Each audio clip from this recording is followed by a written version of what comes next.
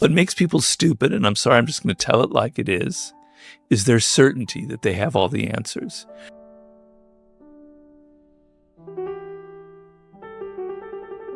The stupidest people are always the ones who think they have the right answers. Yeah. Yeah, so getting back to my studies of the ancient world, which is main part of me, one thing that always excited me was this concept of the ancient Greeks, that more harm is caused in this world by stupid, incompetent people than by evil people, right?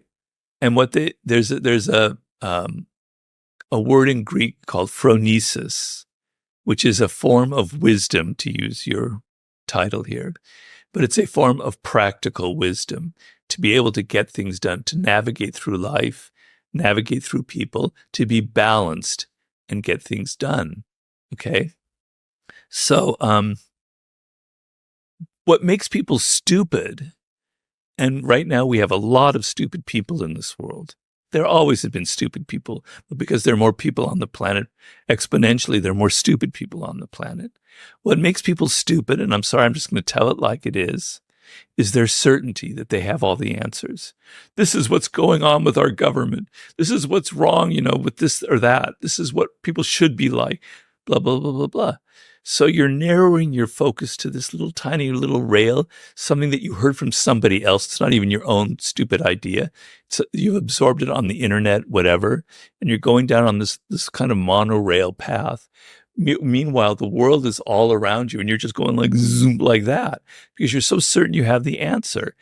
And when you have leaders, this is to get back to the Greek thing, when you have leaders who are so certain, they enter a country into a war that they haven't been thought out of, because and so the paradigm in ancient culture was the Peloponnesian War between Athens and Sparta, the war that ended up kind of being the end of Athenian democracy and of their golden era, right? And it was the idea, and Thucydides, one of the greatest writers who ever lived, wrote the history of the Peloponnesian War, living at that time. He was saying that the leaders thought, oh, this will be so easy. And think of all the great things when we go and we take Sicily and we conquer that, the whole world will end, the Sparta will be destroyed, right? It wasn't thought through. They were so certain of the answer that they didn't think of the parameters, right? They didn't think really on a grand strategic level.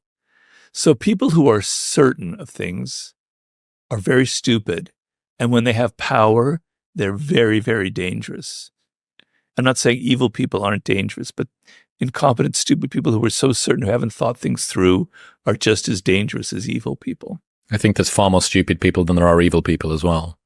Probably, yeah. Yeah. It's very interesting to think about where the Venn diagram intersects for people who are always cynical and people who always have the right answer or who always know. Well, they go hand in hand. Correct. They totally overlap. Yeah. Correct. Yeah. So, one of your fellow countrymen from 200 years ago, exactly 200 years ago, a gentleman named John Keats, a poet, came up with a concept called negative capability.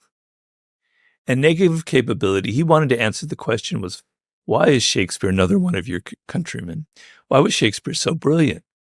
Well, his characters were so realistic because he made them as real human beings. And what he could do was, they weren't stick figures. Shakespeare could think of a person and entertain two things about them at the same time.